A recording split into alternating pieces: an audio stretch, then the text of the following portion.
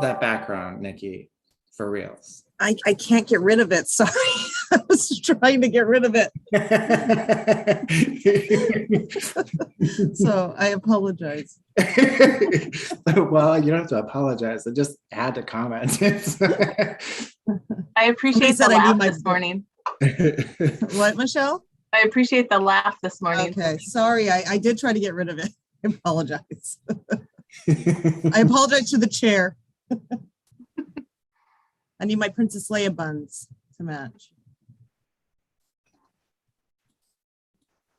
Do we have quorum? Or Katie, do we have quorum? Not No? yet. Okay. That's just a couple more We can still admire backgrounds then.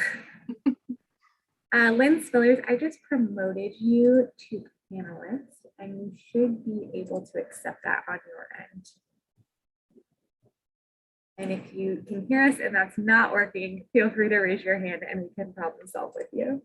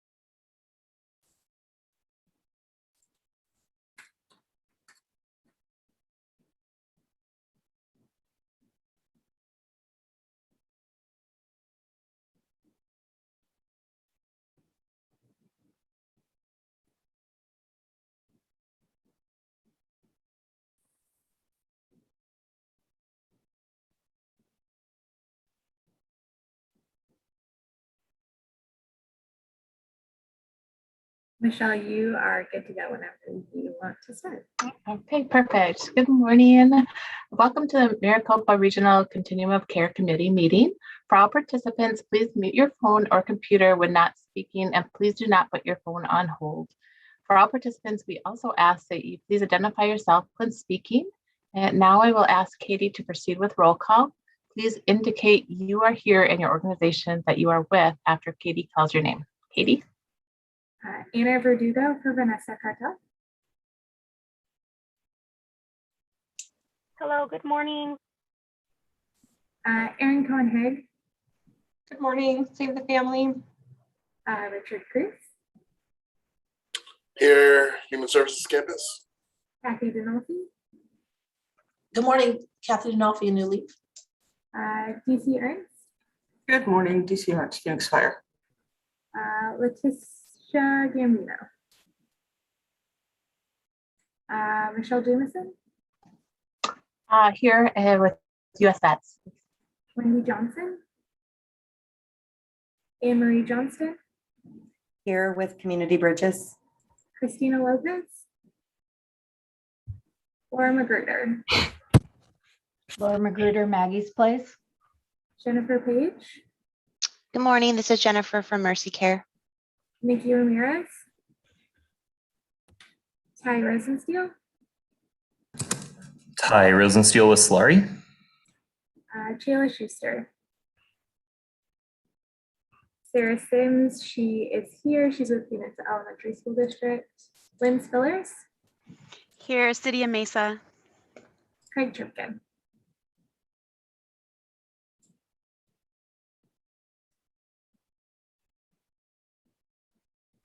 Craig is here with Cass. See him on the call. Craig Tripkin here with Cass. I'm sorry. No worries at all. Michelle, back to you. Okay, thank you. We will now move on to agenda item number 2, call to the audience. Please note that members of the public were given an opportunity to submit written comments relating to this meeting at azmag.gov/comment within 1 hour of the posted start time for the meeting. Additionally, we invite anyone wanting to attend the meeting to request the Zoom link from staff or fill out the registration form for the Zoom link on the MEG meeting event page. So the public may attend the meeting and offer comments after committee discussion on each agenda item using the raise hand function in Zoom. So MEG staff, were there any comments received or anyone who has joined the call to offer comments? Madam Chair, no comments were received for this item or any item on the agenda, and at this time, no one has raised hands to offer Okay. comment. Thank you. So we will now move on to agenda item number 3, which is approval minutes of November 10th, 2021. Does any member of the committee have questions or comments on the meeting minutes? Okay, could I have a motion to approve the November 10th, 2021 Maricopa Regional Continuum of Care Committee meeting minutes? That was a mouthful. I move to accept. This is DC. Okay. Do we have a second? This is Kathy. I'll second. Sorry. Okay. So DC was first and Kathy Nolfi, was it? Yes. Okay. All right. So is there a discussion on the motion? Okay. So now I will ask Katie to proceed with roll call. Katie? Anna Verdugo. Good morning, here and ABC. Erin Cohen-Haig. Here. Sorry, this is a yay nay. Approved. Yay. Richard Cruz. Yay. Kathy Dinolfi. Yay. DC Ernst. Yay. Tish Gambino. Michelle Jamison. Yay. Wendy Johnson. Yay. Anne Marie Johnston. Yay. Christina Lopez. Laura Magruder. Yay. Jennifer Page. Yay. Nikki Ramirez. Ty Rosensteel. Yay. Sheila Schuster. Yay. Sara Sims.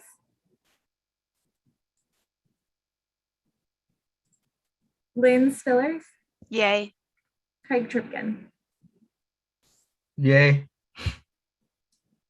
Did I miss anyone? All right, the motion passes. Back to you, Chair.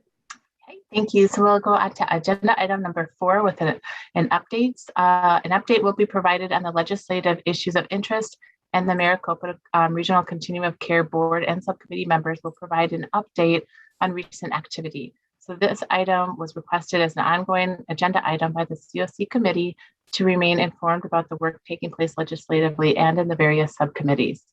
Does any committee or subcommittee chairs have an update for us?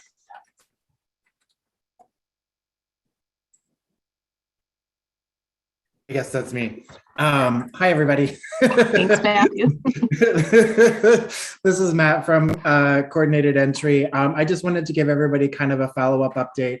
I presented the HP process to everybody a couple of weeks ago, or last month, I believe, or 2 months ago. Just wanted to let everybody know that the trainings are actually in the works right now. So we had our first training yesterday with the HP providers.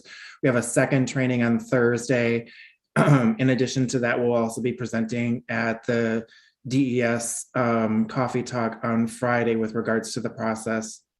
Everything seems to be going relatively smooth. There are a couple of things to work out on the HMIS side with Solari, but I think we are working through that and we should have everything ready to go. We are still aiming for a go live date of the new process and prioritization tool of December 20th of 2021.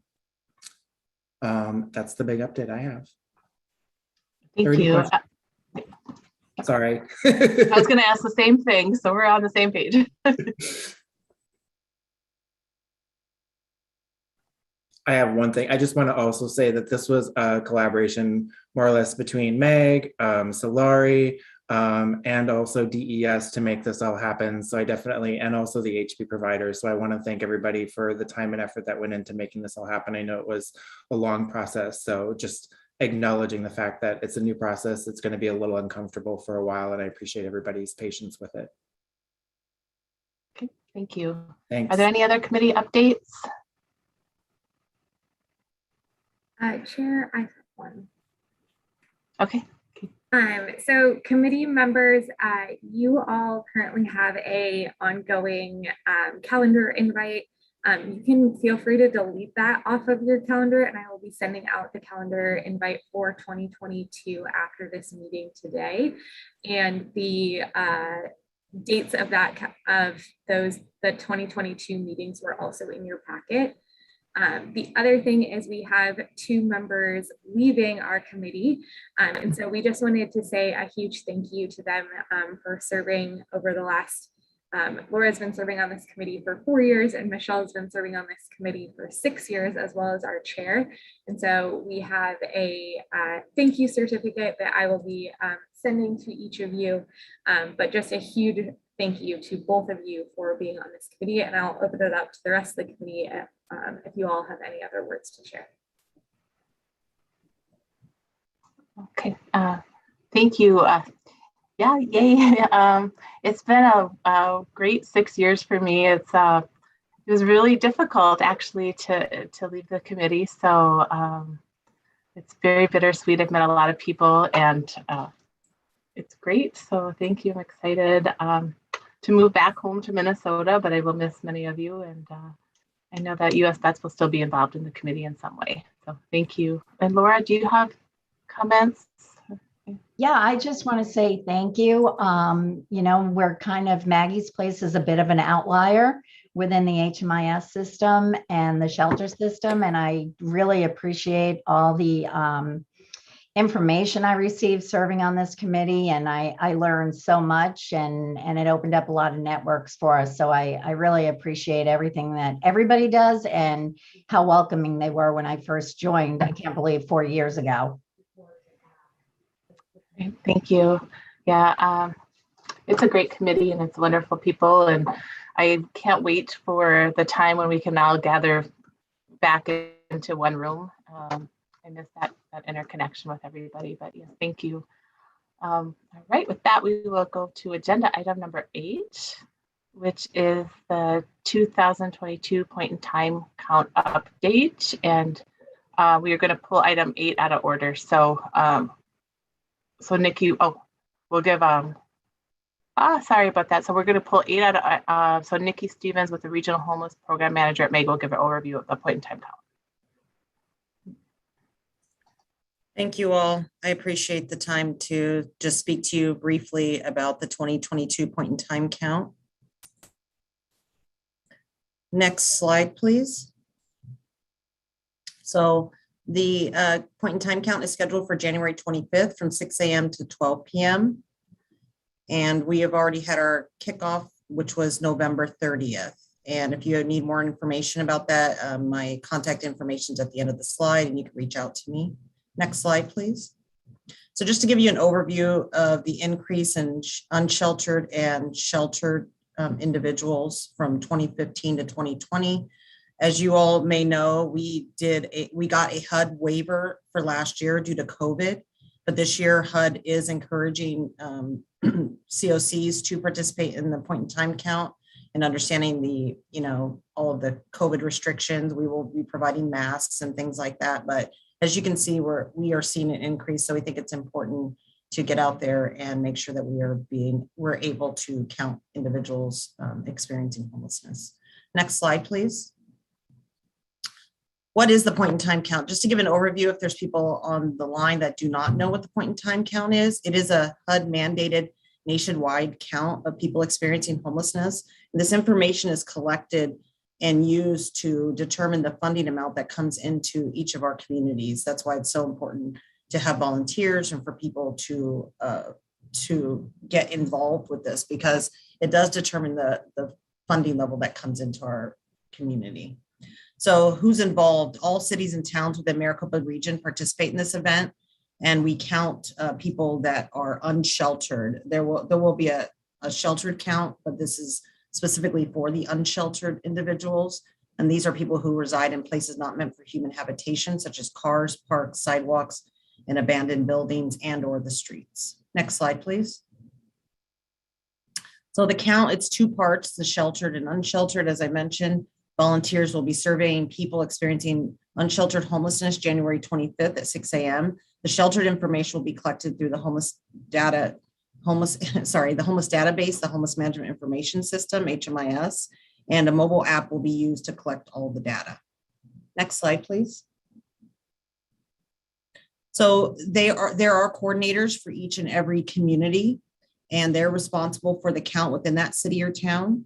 So their responsibilities are to recruit and coordinate volunteers to count for their city or town, schedule and conduct local trainings, distribute volunteer training information and point in time count documents, and determine meeting location for the morning of the count.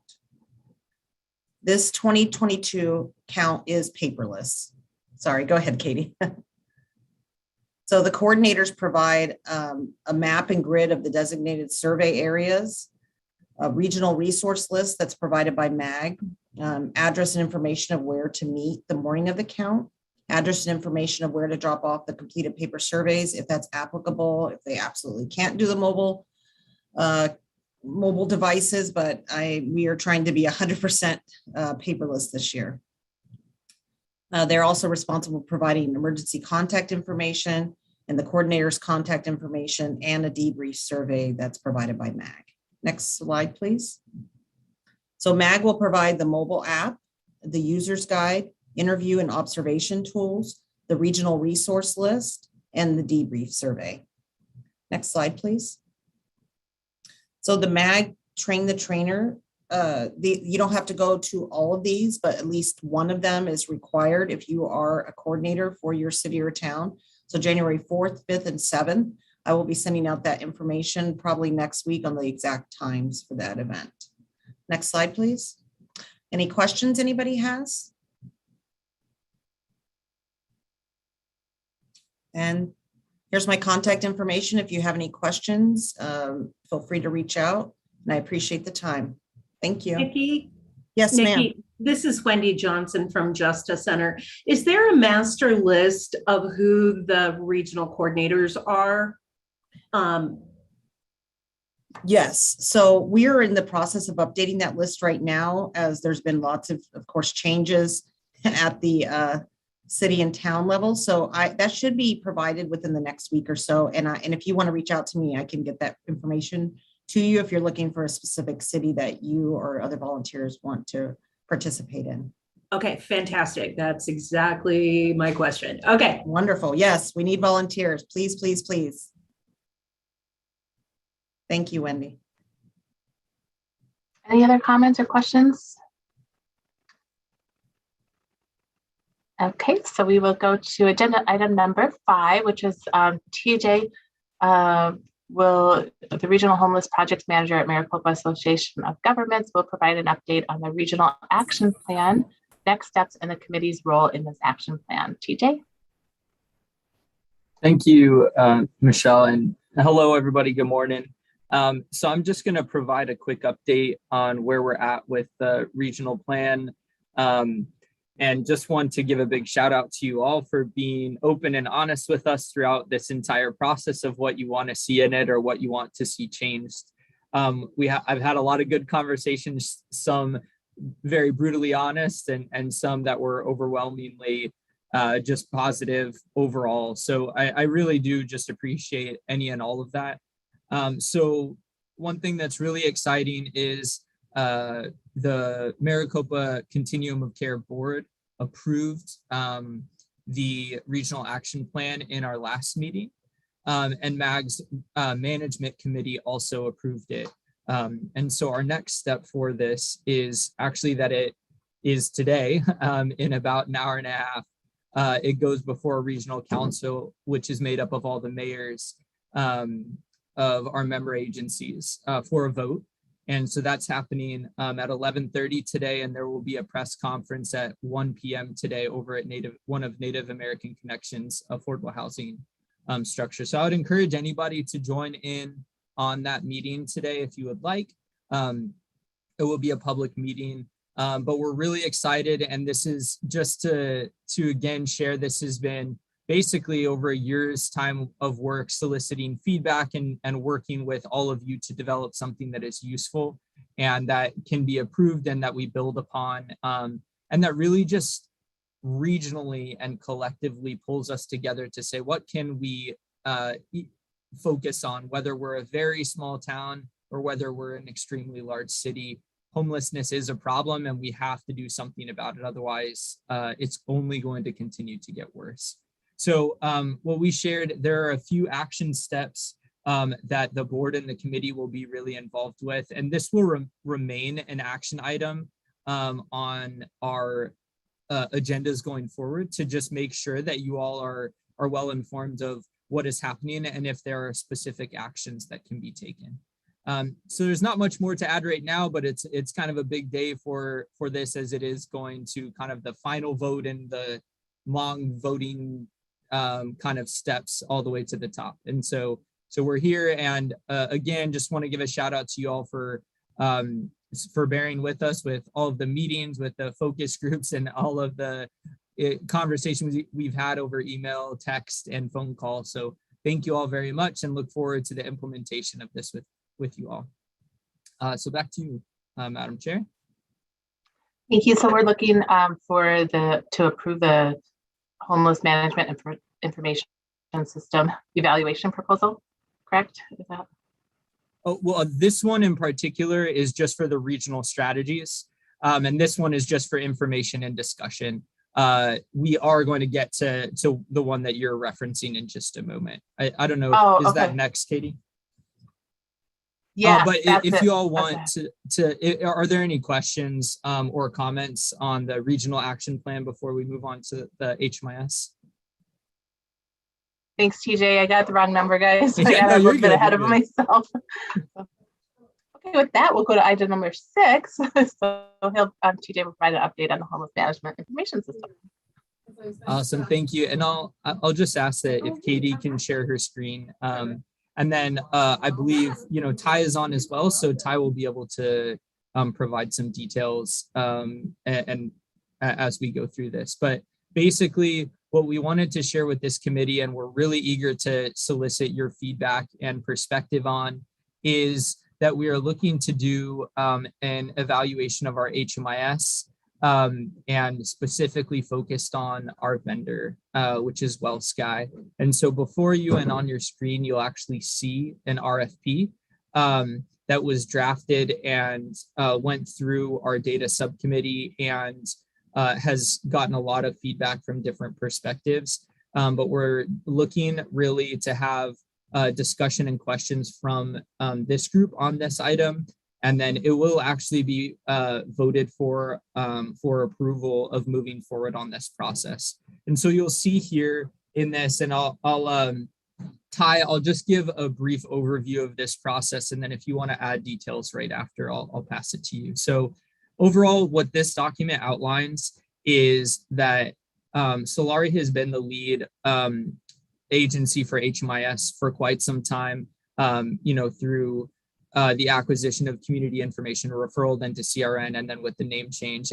And there are some substantial issues with the system, and you'll see under the underlined section 1, 2, and 3 there, the reporting tools and reporting structures of the HMIS make meaningful reporting very burdensome and costly. That is a current problem, and I'm sure many of you are well aware of this as well. The second is the current HMIS user interface is outdated, not intuitive, and necessitates costly and unmaintainable workarounds. And so for those who have been in the community, this should not be news to you either.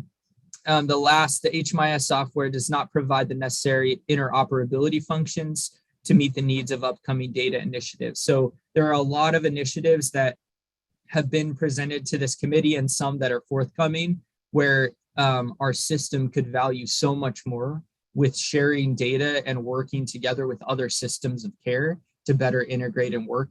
And this system, being somewhat outdated, has difficulty doing that. And so you'll see here at the end, this proposal, Solari recommends that, MAG, ADO work collectively to hire technical assistance consultants with HMIS vendor transitions and begin an evaluation of the HMIS vendor.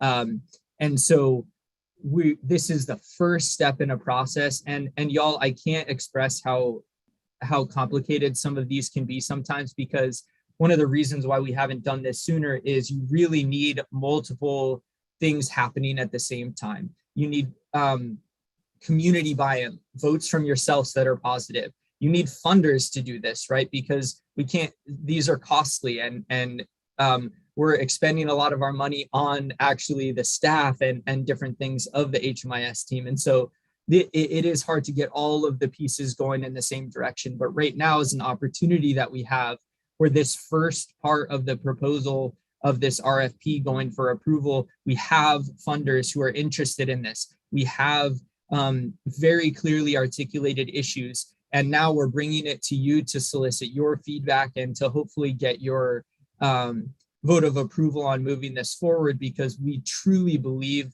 here, at MAG specifically, that these types of things are so valuable for the infrastructure and betterment of our community. And that's why this is so vital for us to push forward. But with that, Ty, is there anything else you would like to add from the HMIS perspective? Only thing I would contribute, TJ, there is a second page to this document, and it outlines some of the details of specifically what we would be looking for that evaluation to do. As TJ said, this is really the first step in a decision-making process for our community. It's not that we are changing vendors tomorrow.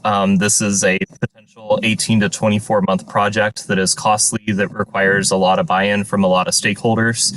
And we really want to do a thorough evaluation and process to really determine what the right next step is, what is best for our community to move forward. And it's entirely possible that maybe remaining with our vendor under new contract terms would be the most viable option. But we need to really investigate what our community needs are and what software solutions exist out there to really make sure that we can remain confident in our HMIS vendor selection. All right, thank you, Ty. Yeah, and to reiterate, this is not just us switching vendors, and that's why this first phase is the evaluation, because it could be likely that we either stay or we recommend moving on based on the findings of the evaluation. So with that, are there any questions from the committee on this particular RFP and proposal?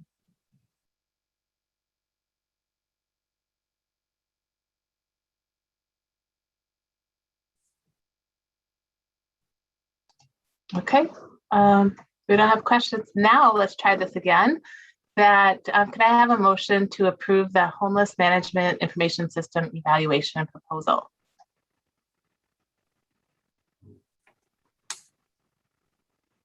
This is Kathy. I'll make the motion to approve. Okay, so Kathy Nolfi, and a second. This is DC. I second. Okay, DC. So is there a discussion of the motion? Okay, so now I will ask Katie to proceed with a roll call. Please indicate how clearly you vote, stating yay or nay after your name is called. Katie? Anna Verdugo? Yay. Erin Cohen-Haig? Yay. Richard Cruz? Yay. Kathy Nolfi? Yay. DC Ernst? Yay.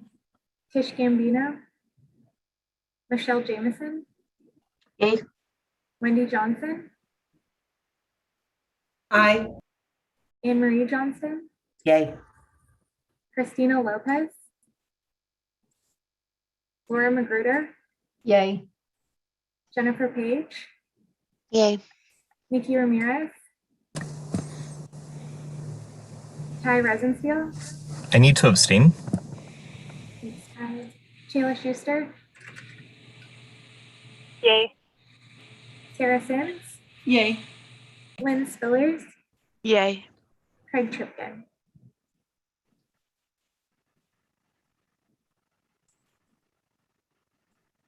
Craig, you are on mute.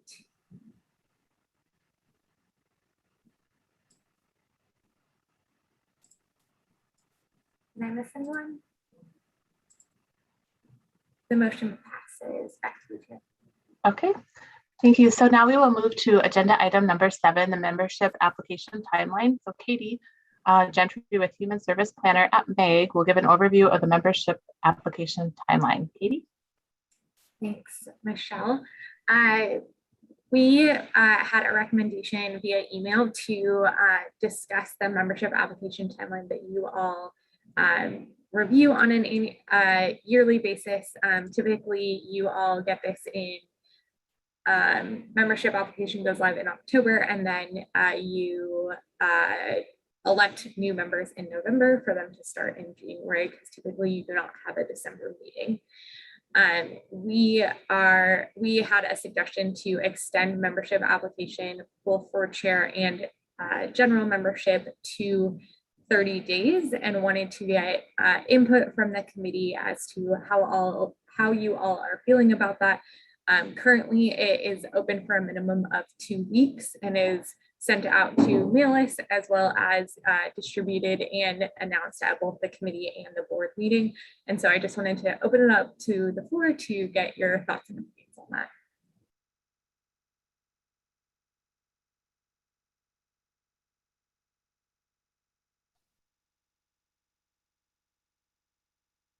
This is Michelle. I think that I'm okay with the 2-week timeline. I feel like there's emails going out and correspondence notifying people. And I feel that if they're interested and they're wanting to apply and they're involved, they will apply during that timeline. But that was just my feedback. This is Jennifer Page. I tend to agree with Michelle. I think 2 weeks is sufficient time. I think if you open it up for a month, I really don't see that people are going to wait, like 25 days or 30 days to apply. Like if they want to apply, I feel like they would do it, kind of immediately. I don't know that we would get a significant increase in applications by extending it to a month.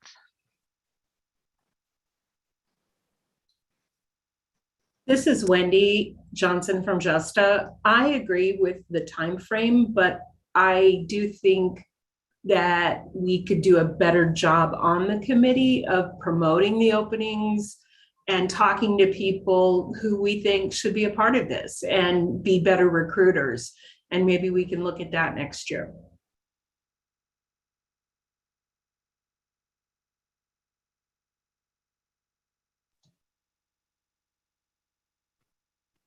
Are there any other comments, questions?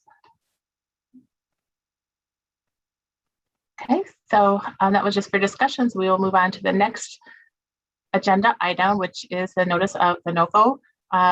Julie Montoya with the Human Service Planner with MEG will provide an update and a recap of the NOFA. Julie? Hi, thank you so much. Good morning, everyone. We did have a successful NOFO process this year, as was mentioned in the agenda. We did submit the collaborative application on November 12th, which was actually prior to the November 16th deadline. So we were happy to go into the weekend with the application submitted. Overall, we did receive 37 total applications from projects requesting funding, including 8 new projects and 29 renewals. And initial scoring was based off the board approved scorecard metrics. In-person interviews were then conducted with the Review and Rank Subcommittee in October, and applicants were given an opportunity to receive additional discretionary points from that interview. Based on the recommendation of the Review and Rank Subcommittee, the board did approve a ranking priority list. As in previous years, the ranking list was divided into tiers, with projects prioritized in Tier 1 more likely to be funded than projects of lower priority that were placed in Tier 2. So this approved priority list did preserve the greatest number of existing renewal beds and did balance community needs for maintaining housing, as well as supporting infrastructure enhancements. So that ranking priority list was submitted to HUD as part of the collaborative application. And moving forward, we've scheduled a NOFO debrief session for this coming Friday at 1. We're also looking to put together a work group to review the scorecard again for the 2022 NOFO, which will be most likely after the new year. So if anyone is interested in participating in the scorecard work group, or you would like to attend the NOFO debrief this Friday, you can email me or Katie and we can get back to you with the information. Thank you.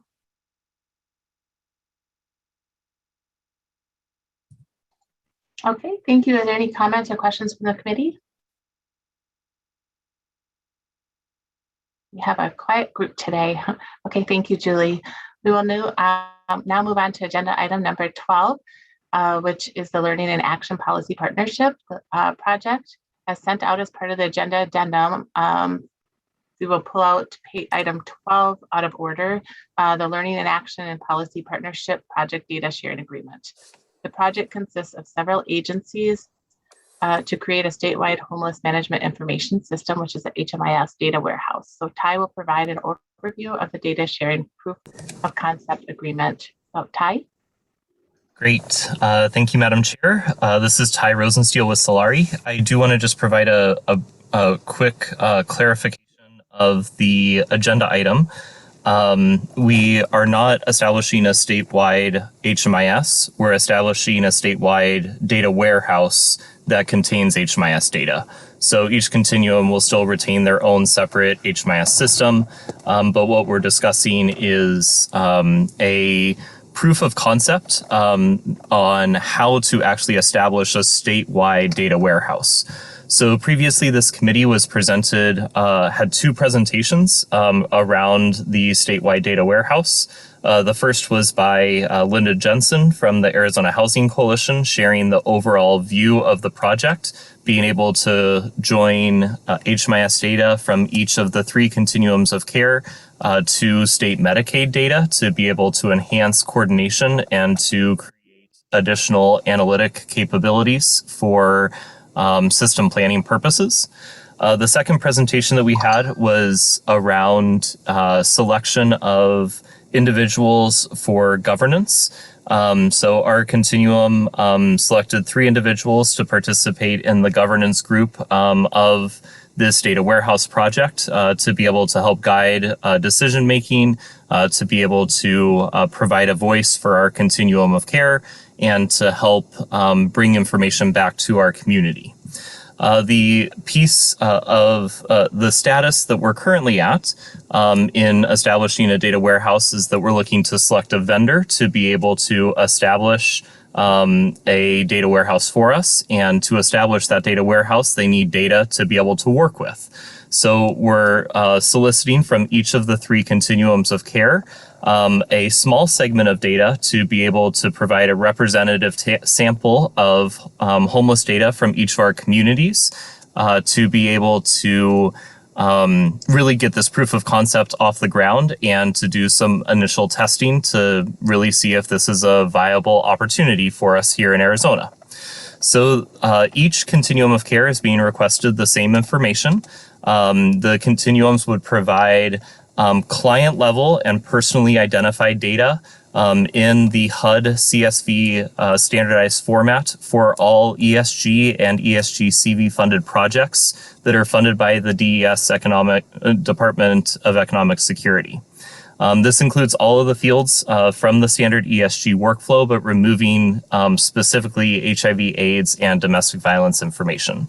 The purpose I already described is to conduct initial beta testing of a potential data warehouse. And the use of the data is for 2 purposes, specifically for analysis of this project, making sure that this is a viable product and something that is a worthwhile investment for our community. But then secondly, to produce deduplicated and aggregate statewide reporting of DES funded ESG projects. DES is a funder and participant in this project. And one of the things that would be really nice is to be able to see right off the bat that we could get meaningful data from this process. So there is one additional piece to this, that there is no permission to have this data released to additional third parties or for use in other purposes. So at this time, we're not going to be using this data for coordination of care. At this time, we're not going to be doing data matching with access. This is really to establish that proof of concept. So with that, we have a proposed motion that is to authorize the release of this data covering a historical time period. So it's data from 2019 through 2021 as described in this document. And the reason we're looking for historical data is really around that idea of proving viability and functionality of the warehouse rather than trying to do immediate coordination responsibilities. So that is the document, and I'll turn it back over to Michelle to field questions and discussion from the group. Okay, so thank you, Ty. Did anybody have any questions or comments?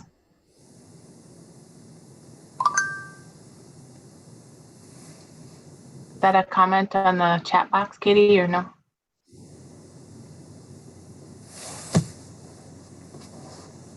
Oh, we're good. Okay. So do we? Could I have a motion to approve the data sharing agreement for the lab project?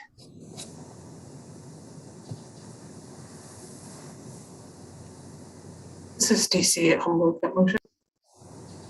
Thank you. And a second?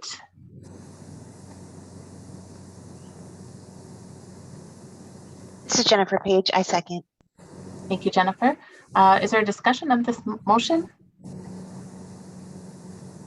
Okay, so now I will ask Katie to proceed with roll call. Please indicate how you would vote, saying yay or nay after your name is called. Katie? Anna Verdugo.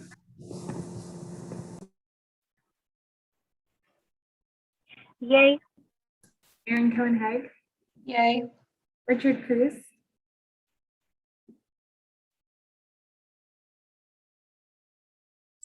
Aye. Kathy Nolfi. Yay. DC Ernst. Yay. Michelle Jameson. Yay. Wendy Johnston. Aye. Anne Marie Johnston. Yay. Christina Lopez. Laura Magruder. Yay. Jennifer Page. Yay. Ty Rosensteel. Yay. Shayla Schuster. Sara Sims. Yay. Lynn Spillers. Yay. Craig Tripkin.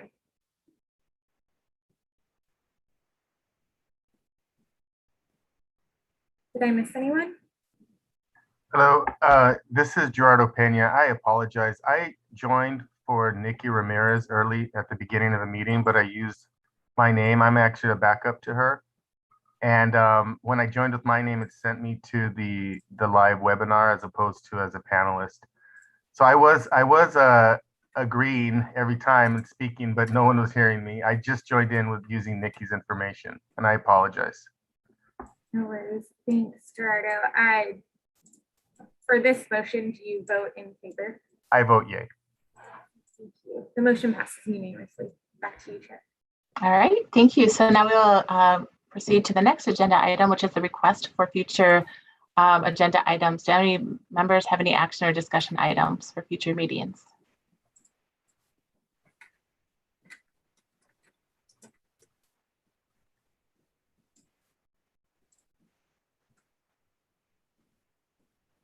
Okay, I do not hear any. So we will move to the next comments from the committee. For this next agenda item, comments from the committee, is there anyone from the committee that has any other announcements or events that they would like to highlight? I actually have one. U.S. Vets and Habitat for Humanity are partnering together to build 2 homes for military sexual trauma veterans.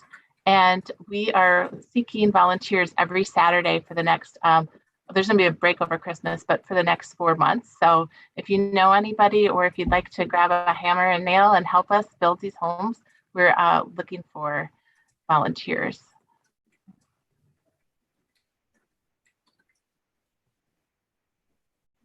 Chair Jameson, one last announcement is board recruitment is currently open through the end of the year. It will close on December 30th at 5 p.m.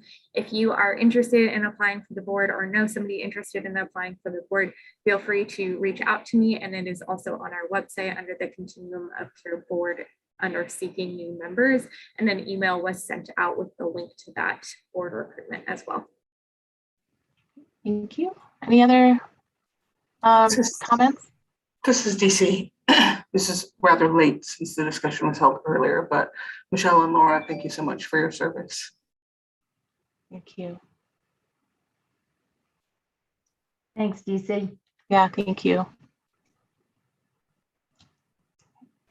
All right, so with no further comments or no business, the meeting is now adjourned.